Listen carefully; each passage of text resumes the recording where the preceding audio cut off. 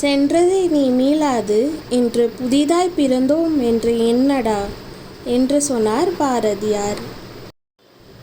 வணக்கம். இன்னைக்கு நைட்டு என்ன சாப்பாடு செய்யலாம் அப்படின்னு யோசிச்சுட்டு இருக்கும்போது வீட்டில் இருந்தது வெறும் தயிர் மட்டும்தாங்க. ஸோ இந்த தயிர் வச்சு இன்னைக்கு ஒரு ஈஸியான ரெசிபி பண்ணலான்ட்டு தான் நான் பிளான் பண்ணியிருக்கேன். ஸோ அதுக்கு தேவையானது தயிர். நான் வந்து ஐடியோட தயிர் யூஸ் பண்ணுவேன். அப்புறம் ஒரு 2-3 பச்சை மிளகாய், கொஞ்சம் கருவேப்பிலை, கொஞ்சம் 6-7 பல் பூண்டு, அப்புறம் கொஞ்சம் கோதுமை மாவு, உப்பு, பெருங்காயத்தூள், ஜீரகத்தூள், அப்புறம் கொஞ்சம் மஞ்சத்தூள், அதுக்கப்புறம் ஒரு இடி உரல். அவ்வளோதான். இந்த இடி உரலில் இப்போ நம்ம இந்த இருக்கிற பூண்டு, அதுக்கப்புறம் பச்சை மிளகாய், அதை நீங்கள் லைட்டாக வச்சு கொடுக்கலாம். இதை போட்டுட்டு கொஞ்சோண்டி கல்லுப்பு இதையும் சேர்த்து போட்டு, கல்லுப்பு போட்டால் இடிக்கிறதுக்கு கொஞ்சம் வசதியாக இருக்கும். ஸோ அது போட்டுட்டு நல்லா இதுக்கு நல்லா பேஸ்ட் மாதிரி ஆக்கியாச்சு. ஸோ இந்த ஸ்டேஜில் நம்ம காமிக்கிறேன். இந்த ஸ்டேஜில் நம்ம கொஞ்சம் கருவேப்பிலையும் போட்டு, ஸோ பார்த்தீங்கன்னா பேஸ்ட் மாதிரி இருக்குது. இதில் வந்து கருவேப்பிலை போட்டு நம்ம மறுபடியும் மேஷ் பண்ணிக்கலாம். அதுக்கப்புறம் கொஞ்சம் மஞ்சத்தூள் லைட்டாக சேர்த்துக்கணும். இவ்வளோ தான் போட்டுங்க. இவ்வளோ போட்டால் போதும். ஸோ இதோடையே சேர்த்துட்டு நம்ம இன்னும் கொஞ்சம் கல்லுப்பு சேர்த்துக்கலாம். அப்போ தான் நல்லா மையாக கிரைண்ட் ஆகும். இப்போ நல்லா கிரைண்ட் ஆகிடுச்சு. நல்லா மையாக இடிச்சு எடுத்துட்டு பார்த்து இதுக்கப்புறம் நம்ம வந்து மாவு பிசைய ஸ்டார்ட் பண்ணலாம்.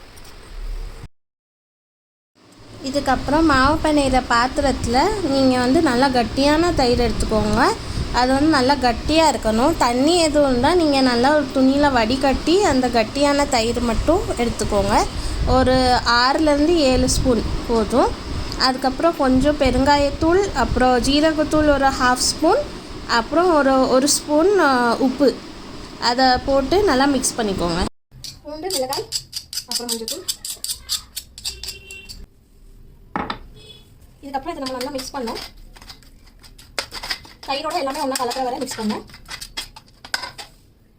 அந்த ஸ்டேஜில் நான் வந்து தயிர் நல்லா மிக்ஸ் ஆகிடுச்சு. இதில் வந்து இந்த பட்டர் க்யூப்லேருந்து நான் ஒரு 1/2 பட்டர் போட போகிறேன்.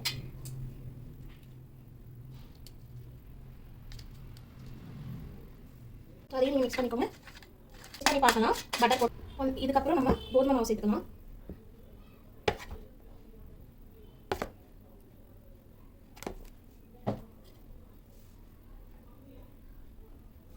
இதை இப்போ நம்ம ரைட்டே மிக்ஸ் பண்ணிக்கலாம். நம்ம தண்ணி எதுவும் ஆட் பண்ணக்கூடாது.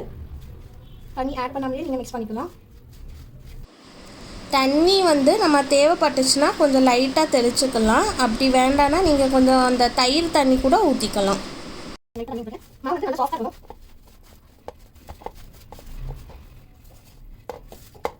எங்கள் வீட்டில் 2 பேர் தான். ஸோ நான் கம்மியாக தான் போட்டிருக்கேன். நீங்கள் உங்கள் வீட்டில் எவ்வளோ பேர் இருக்கீங்களோ அதுக்கு ஏற்றபடி மாவு நீங்கள் அதிகமாக போட்டு தயிரும் இந்த மாதிரி போட்டுக்கலாம்.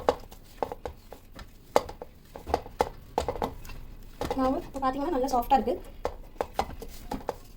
அந்த ஸ்டேஜில் நெய் போட்டு இதை இன்னும் கொஞ்சம் பிசைஞ்சிக்கணும். என்கிட்ட நெய் இல்லை. ஸோ நான் பிடிச்சோம் அந்த பட்டர் போட்டு நல்லா நெய் பண்ணுவோம்.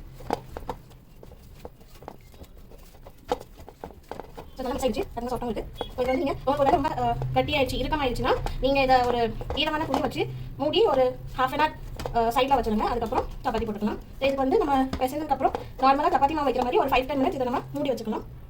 என் மாவு சாஃப்டாக இருக்குது. ஸோ அதனால் நான் ஜஸ்ட் ஒரு பாத்திரம் வச்சு மூடிக்கிறேன். இது இப்போ 10 minutes ரெஸ்ட்டுக்கு அப்புறம் பார்க்கலாம். இன்னும் கொஞ்சம் சாஃப்ட் ஆகிடுச்சு. ஸோ இன்னும் ஒரு தடவை நீங்கள் கொஞ்சம் பிசைஞ்சிட்டு இது வந்து நம்ம சப்பாத்திக்கு உருண்டை பிடிக்கிற மாதிரி வச்சுக்கலாம்.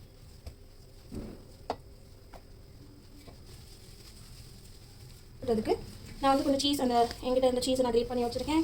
இங்கே பார்த்தீங்கன்னா என்னோட தவா ரெடியாக இருக்குது. இப்போ நம்ம சப்பாத்தி மாதிரி இதை உருட்டிடலாம்.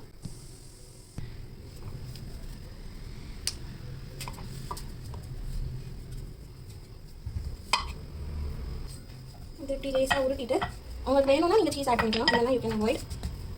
என்கிட்ட கொஞ்சம் தான் இருக்கிறதுனால நான் இதை சேர்த்துக்கிறேன். ஒரு ஸ்டஃபிங் மாதிரி வச்சுட்டு மறுபடியும் இதை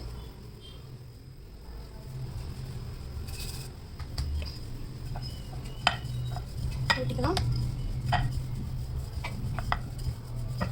என்னோட சப்பாத்தி இவ்வளோ தான் மேக்ஸிமம் ஷேப்பில் வரும், ரவுண்ட் ஷேப்பில். இதுதான் என்னோட தெரிஞ்ச ரவுண்டு. ஸோ இது நல்லா ஃப்ளாட் பண்ணிக்கலாம். சப்பாத்தி நார்மலாக சப்பாத்திக்கு எப்படி உருட்டுவோமோ அதே மாதிரி உருட்டிட்டு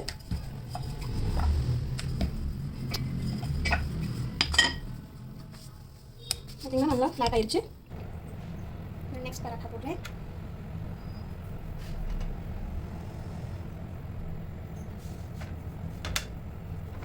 இது நல்லா ஸ்டார்டிங்லேயே கொஞ்சம் திருப்பி விட்டீங்கன்னா கொஞ்சம் சாஃப்டாக இருக்கும். ஸ்டார்டிங்கில் திருப்பி விட்டுட்டு அப்புறம் ஒரு நல்ல மஸ்லின் கிளாத் இல்லைன்னா கரண்டி வச்சு அமுக்கி எடுத்துக்கோங்க. சைடில் பார்த்தீங்கன்னா சென்டரில் நல்லா ஊற்றி வருது.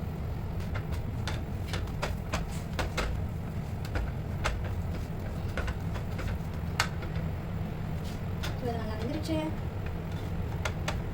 பார்த்தீங்கன்னா எல்லாம் ஊற்றி வருது. நீங்கள் நார்மல் சப்பாத்தி போட்டால் கூட இந்த மாதிரி நீங்கள் அமுக்கி விட்டீங்கன்னா அது நல்லா பலூன் மாதிரி வரும்.